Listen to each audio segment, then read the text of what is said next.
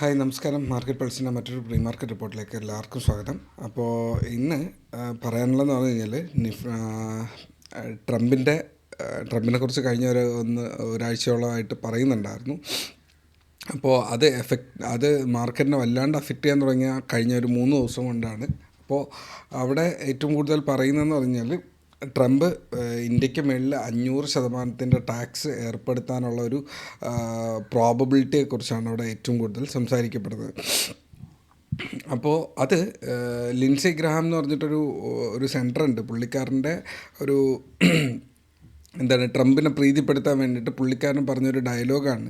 അപ്പോൾ ഇത് കുറച്ച് ആധികാരികമാവുന്നതെന്ന് പറഞ്ഞാൽ ഒരു 2 ദിവസത്തിന് മുന്നേ ലിൻസി ഗ്രഹാമും ഈ പറഞ്ഞ ട്രംപും ഒരു ഒരു ഒരു ടോക്കിൽ വരുന്ന ഒരു വീഡിയോ അവിടെ ഉണ്ടായിരുന്നു.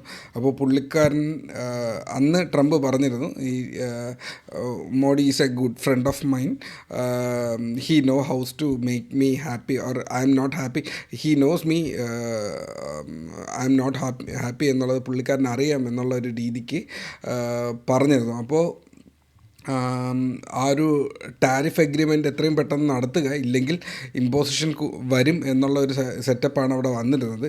എന്നാൽ അത് ആ പുള്ളിക്കാരൻ്റെ കൂടെ നിന്ന, ട്രംപിൻ്റെ കൂടെ നിന്ന ലിൻസി ഗ്രഹാമിൻ്റെ ഒരു വേർഡ്സ് കൂടെ ഉണ്ട് അവിടെ. പുള്ളിക്കാരൻ്റെ ഒരു ട്വീറ്റിനുള്ളിൽ വരുന്നതെന്ന് പറഞ്ഞാൽ 500% tariff implementation on countries like India, China and Brazil എന്നുള്ളൊരു സെറ്റപ്പ് വരുന്നുണ്ട്. അപ്പോൾ ബ്രസീലിന് കാര്യമായിട്ടുള്ള വരാൻ പോകുന്നില്ല. ചൈനയെ അത്യാവശ്യം ട്രംപിന് പേടിയുമാണ്. ബിക്കോസ് ഈ കഴിഞ്ഞ സമയത്ത് ഇന്ത്യക്ക് മാത്രമേ ആ ഒരു ടാരിഫ് വന്നിരുന്നുള്ളൂ. High tariff 25% high tariff, extra tariff വന്നിരുന്നുള്ളൂ. ചൈനയ്ക്ക് അത് വന്നിരുന്നില്ല. സോ ആ ഒരു പേടി അവിടെ നിൽപ്പുണ്ട്. സോ ചൈനയെ അഫക്റ്റ് ചെയ്യാൻ പോകുന്നില്ല.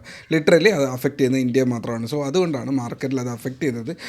എന്നാൽ അത് ട്രംപ് അല്ല പറഞ്ഞത് എന്നുള്ള ആദ്യം മനസ്സിലാക്കുക. അത് പറഞ്ഞത് ലിൻസി ഗ്രഹാമാണ്. സോ അത് പുള്ളിക്കാരൻ്റെ ഒരു സ്റ്റണ്ടായിട്ട് നമുക്ക് ഫീൽ ചെയ്യാം, പൊളിറ്റിക്കൽ സ്റ്റണ്ടായിട്ട് ഫീൽ ചെയ്യാം. നമ്മൾ ഓവർ റിയാക്ട് ചെയ്തു. എനിക്കും അത് മനസ്സിലായില്ല, ട്രംപൊന്നും പറഞ്ഞായിട്ട് കണ്ടില്ല. അപ്പോൾ പെട്ടെന്ന് മാർക്കറ്റ് ക്രാഷ് ആവാൻ തുടങ്ങി. ഞാനും എൻ്റെ പൊസിഷൻസിൽ വലുതായിട്ടൊന്നും ഒഴിവാക്കിയിട്ടില്ല. അപ്പോൾ ഇതാണ് അതിൻ്റെ സിറ്റുവേഷൻ. അപ്പോൾ ഈ ഒരു പെർസെൻറ്റേജ് എന്ന് പറയുമ്പോൾ നമ്മൾ സ്റ്റീൽ ഇമ്പോർട്ട് ചെയ്യുന്നുണ്ട്. അപ്പോൾ നമ്മുടെ പോർട്ട്ഫോളിയോയിൽ നിന്ന് സ്റ്റീൽ സെക്ടറിലുള്ള സ്റ്റോക്കുകൾ, IT സെക്ടറിലെ സ്റ്റോക്സ്, ഓൾമോസ്റ്റ് എല്ലാ സ്റ്റോക്സും നെഗറ്റീവിലേക്ക് പോവുകയും അതിന് കണ്ടിന്യൂറ്റി ആയിട്ട് ബാക്കിയുള്ള സ്റ്റോക്സും താഴേക്ക് വീഴാൻ തുടങ്ങിയാണ് ഇന്നലത്തെ ഒരു ക്രാഷിൻ്റെ റീസൺ എന്ന് പറയുന്നത്. ഓൾമോസ്റ്റ് 3 മിനിറ്റ് ആയിട്ടുണ്ട്. പക്ഷേ ആ ഒരു എല്ലാവർക്കും പാനിക്കായി എന്നുള്ളതാണ്. ഇതിനെയാണ് പാനിക് സെല്ലിംഗ് എന്ന് പറയുന്നത്. ഈ പാനിക് സെല്ലിങ്ങിന് മുന്നേ ഇറങ്ങി പോകാൻ വേണ്ടിയിട്ടാണ് ഞാൻ നേരത്തെ ഇടയ്ക്ക് ഒരു 2 ദിവസത്തിന് മുന്നത്തെ ലൈവിൽ ഞാൻ പറഞ്ഞിട്ടുണ്ടായിരുന്നു. ഞാൻ എൻ്റെ കയ്യിൽ 1-2% പ്രോഫിറ്റിൽ നിന്ന് പൊസിഷൻസ് ഞാൻ ഒഴിവാക്കി എന്നുള്ളത് അല്ലേ. ആ ഒഴിവാക്കിയത് കാരണം ആ സ്റ്റോക്കുകളിൽ എല്ലാ സ്റ്റോക്കും വീണ്ടും 3% വീഴുന്നു. അപ്പോൾ ഇരുന്ന 2% പ്രോഫിറ്റ് എന്ന് പറയുന്നത് ഇന്ന് 1% ലോസ് ആയിരുന്നേനെ, ഇല്ലെങ്കിൽ അതിൽ കൂടുതൽ ലോസ് ആയിരുന്നേനെ. സോ ആ ക്യാപിറ്റൽ സേഫാക്കി ബാക്കിയുള്ള ക്യാപിറ്റൽ അവിടെ നല്ല പ്രോഫിറ്റിൽ കിടക്കുന്ന ഹിൻഡാൽക്കോ 20% മേളിൽ ഹിറ്റ് ചെയ്തതാണ്. ഇപ്പോൾ 15% അടുപ്പിച്ചായിട്ടുണ്ട്. 2-3 ദിവസം കൊണ്ട് 5% ഡൗൺ ആയിട്ടുണ്ട്. സോ ഇതാണ് അതിൻ്റെ ഒരു സിറ്റുവേഷൻ എന്ന് പറയുന്നത്. സോ എന്താണോ നല്ല സ്റ്റോക്കുകൾ കയ്യിലുണ്ടെങ്കിൽ അതിനെ ഹോൾഡ് ചെയ്യാം. നമ്മുടെ സപ്പോർട്ടിൻ്റെ അടുത്താണ് നിൽക്കുന്നത്. ഇല്ല, ബാഡ് സ്റ്റോക്കാണ് കയ്യിലിരിക്കുന്നതെങ്കിൽ ഒഴിവാക്കുക എന്നുള്ള ബേസിക് തത്വം മാത്രമേ അവിടെ ഉള്ളൂ. സോ നമുക്ക് ഇന്നത്തെ മാർക്കറ്റ് അനാലിസിസിലേക്ക് പെട്ടെന്ന് കയറാം. അപ്പോൾ ഞാൻ കുറച്ച് കാര്യങ്ങളെ ഇവിടെ പറയുന്നുള്ളൂ. ഒന്ന്, നിഫ്റ്റി 50യുടെ അനാലിസിസാണ്. നിഫ്റ്റി 50 ഇപ്പോൾ ഒരു ഹൈ ക്രിയേറ്റ് ചെയ്ത് ഇതൊരു ഹെഡ് ആൻഡ് ഷോൾഡർ ആവാനുള്ള സാധ്യതയുണ്ട്. ഇതാണ് അതിൻ്റെ ഒരു പാറ്റേൺ. സോ തിരിച്ചിനി ഒരു ബൗൺസ് ഞാൻ എക്സ്പെക്റ്റ് ചെയ്യുന്നുണ്ട്.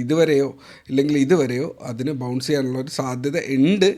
അത് അറിയില്ല മാർക്കറ്റിൽ എങ്ങനെ വരാൻ പോകുന്നു എന്നുള്ളത് കണ്ട് തന്നെ മനസ്സിലാക്കണം. ഓക്കെ, ഇപ്പോൾ ഇതൊരു അപ് ട്രെൻഡിൻ്റെ ഈ ലോവർ സൈഡ് നമ്മൾ നിൽക്കുവാണ്. അപ്പോൾ എങ്ങാനും ഇത് ബ്രേക്കായി പോയാൽ 25,800 ബ്രേക്കായാൽ നമ്മൾ അത്യാവശ്യം താഴേക്ക് പോകും. 25,400, 25,240 പോകാനുള്ള സാധ്യത ഉണ്ട്. ഓക്കെ, അപ്പോൾ ഇന്നത്തെ അനാലിസിസ് 880 to 800 എന്നുള്ളത് ഇന്നത്തെ മാർക്കറ്റിനെ പിടിച്ചു നിർത്താനുള്ള ഒരു സോണാണ്. അത് ബ്രേക്ക് ചെയ്ത് കഴിഞ്ഞാൽ മാർക്കറ്റ് വീഴും. മുകളിലേക്കാണ് എന്നുണ്ടെങ്കിൽ 880 to 960 എന്ന് പറയുന്ന സ്ഥലം മാർക്കറ്റിൻ്റെ മുകളിലേക്ക് പിടിച്ചുകൊണ്ട് പോകാനുള്ള ഒരു ഏരിയയാണ്. അപ്പോൾ 26,000 മേളിലാണ് ഇനി ഒരു അപ് ട്രെൻഡ് ട്രേഡ് എന്ന് പറയുന്നത്.